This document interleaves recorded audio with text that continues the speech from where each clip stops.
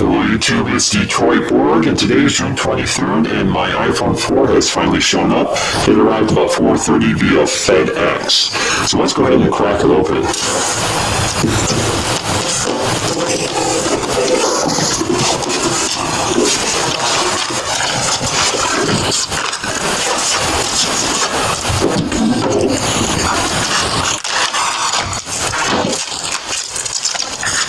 Let's just take a look around the box.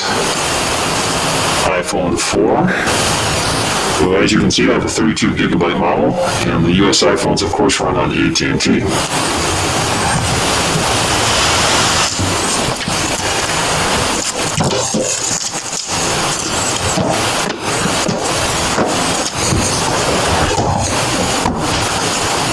You can see the iPhone is just sitting in its box.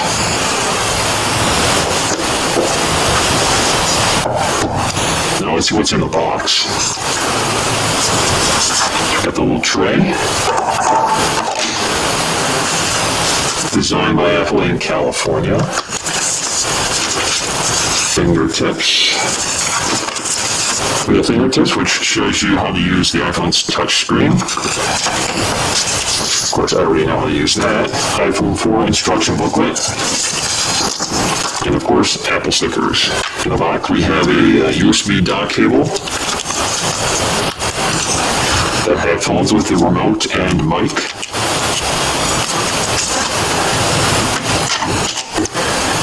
And the compact USB charger. We have these little tabs to peel off the cover. There's one for the front.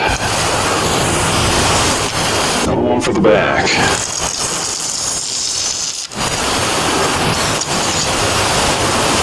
So you can see the front and back is glass. The front is known to be something called Corning Gorilla Glass, so it's very durable and flexible. The back is glass. We're not sure if it's the same material or not. Of course, down here we see iPhone, and noticeably absent this time is the fact that the capacity is no longer listed. Now on the back side, we have the 5 megapixel HD camera and the LED flash. On the top, you see we have the headphone jack, along with the noise cancellation microphone. This is one of the seams between the bands that run along the side, which integrate the antennas. The lock switch. The SIM card tray. There is no ejection tool to eject this card. Here's another seam between the antennas. On the bottom, we have the speaker and the microphone, and of course the standard 30-pin dock. On the side, we have the micro SIM card tray.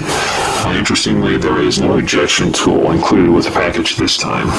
On the top, we have the lock switch. On the side, we have the headphone jack and the mic for noise cancellation. On the side, we have the mute switch, volume up and down. It's also worth pointing out that the edge of the glass is covered in this plastic rim.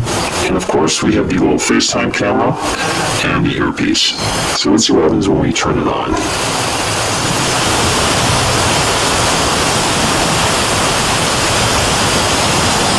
Of course, I need to connect it to iTunes to activate it now, and it has a partial battery charge. I have my universal dock here connected to my iMac, so let's go ahead and sync it.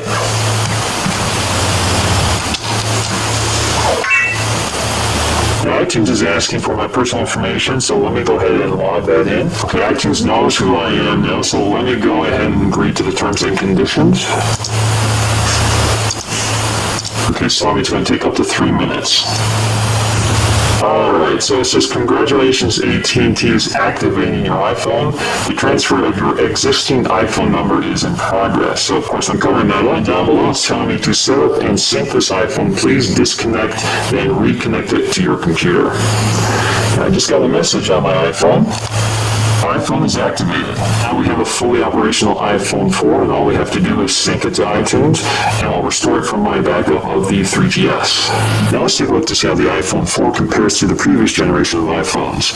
So on first left, we have the original iPhone, which is considered the 2G iPhone, 3G iPhone, 3GS, and iPhone 4. Of course, they look very similar on the front, except for the iPhone 4 has the little camera now, and there's a little dimension change. Otherwise, the screen is the same. same size, and the bezels have changed a little bit. The 3G and the 3GS are largely the same design. Of course, if we look at the back, you can hardly see the black ones, but the original iPhone is all aluminum with this plastic band at the bottom, and the 3G and 3GS are all plastic. But then, of course, the newest iPhone 4 is glass, so there's no plastic on this except for, I believe, the home button. Now, if we look at the sides, the design has changed quite a bit on the iPhone 4. Instead of this rounded edge, it's now square. The volume rocker has become separate buttons, and the mute switch is a little larger. If you look at the top, the original iPhone had this recessed headphone jack, which the newest generation of iPhones thankfully have done away with.